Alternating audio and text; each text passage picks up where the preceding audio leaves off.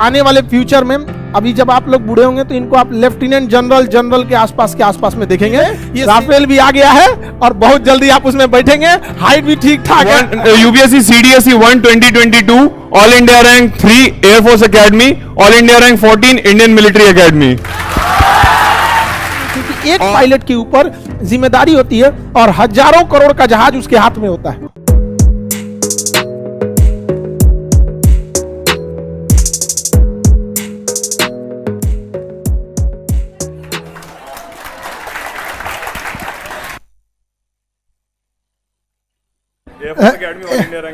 All India rank 3 air force academy, Indian military academy all India rank 14, Indian military academy IMA all India rank 14। OTA में IMA का आ गया तो आप OTA के पीछे काहे पड़े हो भाई? अब इंटर जब हो जाएगा तो कोई कहेगा कि मैट्रिक का सर्टिफिकेट गायब हो गया। देखिए आप वहां गए ना जहां मेरा जाने का सपना था, यहाँ पे, तो ये वहां गए। Indian military academy rank 14, IMA rank 14, air force 3। तो अभी आप एयरफोर्स ज्वाइन कर लिए? हाँ सर, एयरफोर्स ही ज्वाइन करेंगे क्योंकि फर्स्ट प्रेफरेंस वो था। अच्छा, और फ्लाइंग फिट हो गए। फ्लाइंग फिट हो गए भाई, एयर फ्लाइंग ऑफिसर, वाह अभिनंदन। ये तो बहुत बढ़िया बात है। आज सबसे खुशी हो रही है सर कि आपको सामने देख रहे हैं। बताइए किसमें कितना रैंक था IMA? Hi, myself Shubham. UPSC CDSE 1 2022 All India Rank 3 Air Force Academy, All India Rank 14 Indian Military Academy। और मैं सर के पहले बैच का जो ऑनलाइन आया था 2020 के सितंबर में, पॉलिटी का और ज्योग्राफी का, उसका स्पेसिफिक स्टूडेंट हूं। और मैंने भी ना एग्जाम फोकस तैयारी नहीं की थी, मैंने सिर्फ ज्ञान लेने के लिए सर का बैच लिया था कि ज्ञान तो मिलेगा। और वही ज्ञान का नतीजा रहा कि पिछली बार भी परीक्षा में उत्तीर्ण हुआ था लेकिन SSB क्लियर नहीं हुआ था, परंतु इस बार क्लियर हो गया। और सर से हमेशा YouTube पे मोटिवेशन और करंट अफेयर्स, आप लोग सब जानते ही हैं सर का ज्ञान क्या है, तो वही है हमारा। आप एयरफोर्स ज्वाइन कर रहे हैं? हाँ sir, flying officer. Preference sir, love तो हमेशा OTA ऑलिव ग्रीन है सर, इंडियन मिलिट्री एकेडमी, लेकिन फर्स्ट प्रेफरेंस वो था तो वही मिलेगा सर। राफेल आ गया।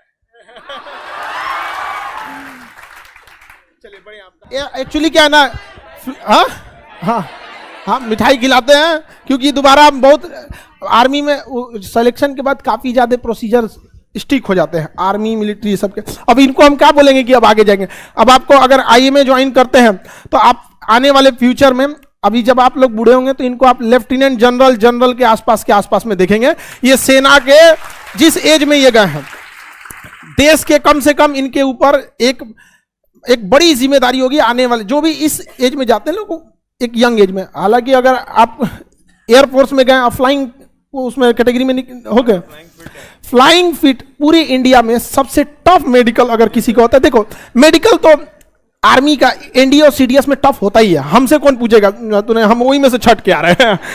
लेकिन उनमें भी हम तो मिलिट्री के ही मेडिकल से छट गए थे, आर्मी के, उसमें भी सबसे टफ मेडिकल होता है तो फ्लाइंग का। फ्लाइंग मेडिकल से टफ कोई मेडिकल होता ही नहीं, क्योंकि एक पायलट के ऊपर जिम्मेदारी होती है और हजारों करोड़ का जहाज उसके हाथ में होता है। और उसके अलावे जहाज चलता फिरता बारूद है, उसमें कितनी हथियारें हैं, कितना मिसाइल है, उसके अंदर कितना फ्यूल टैंक है। अब पता चला पायलट वहां गया और इसमें बेहोश हो गया, नहीं दिक्कत हो जाएगा वहां। और जब वो जाएंगे 6G तक चला जाता है वहां पे। आप देखे होंगे एयरफोर्स के पायलट को हरे रंग का एक सूट पहनते हैं, चेन लगा रहता है, और ठीक से चल नहीं पाते, ऐसे ऐसे चलते होंगे यहाँ पर, उसमें पूरा प्रेशर भरा रहता है वहां, उसको लिंक किया जाता है जहाज से।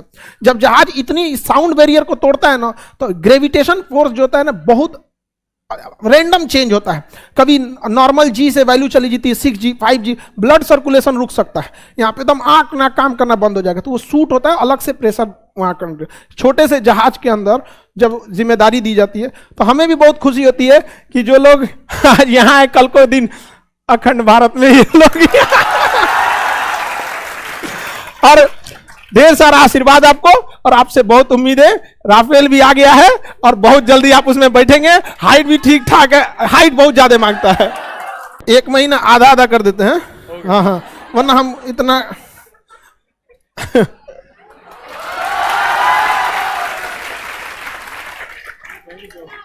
चलिए बढ़िया है। अब बहुत जल्दी हम आपको देखना चाहते हैं एक बार, ताकि कारनामे आपके अखबार में निकले। ठीक है, खुश रहिए, खुश रहिए। ठीक है,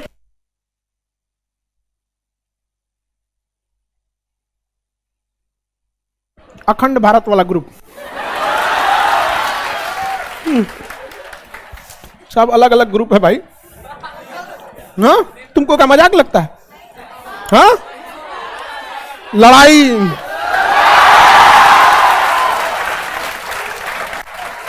अखंड भारत, समझा क्या?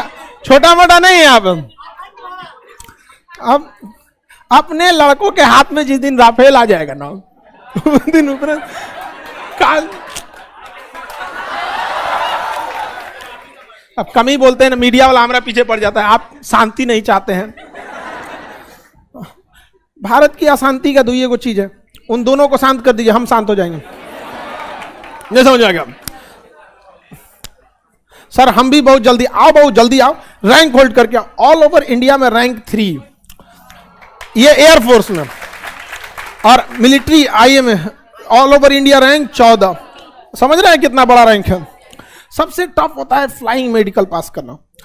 हम लोग तो उसी मिलिट्री, क्योंकि देखिए मिलिट्री को जमीन पे रहना है, थोड़ा बहुत भी एडजस्ट हो सकता है उसको हवा में, और एबनॉर्मल स्पीड ओजोन लेयर के ऊपर, ये तो नीचे तो ऊपर ऊपर भागना होता है। आप कौन सा डिपार्टमेंट देगा ये डिपेंड करता है आप आने के बाद, कि मल्टी रोल जहाज देता है, इंटरसेप्टर देगा। अगर इंटरसेप्टर देगा, इंटरसेप्टर जहाज क्या होता है ना, दुश्मन का जहाज आया सबसे पहले जाके मारेगा उसको, धर धर धर धर। इंटरसेप्टर मल्टी रोल, दूसरे को मार भी सकते हैं और नीचे बम भी गिरा सकते हैं। समझ में आ गया कि नहीं? तो पानी उनी नहीं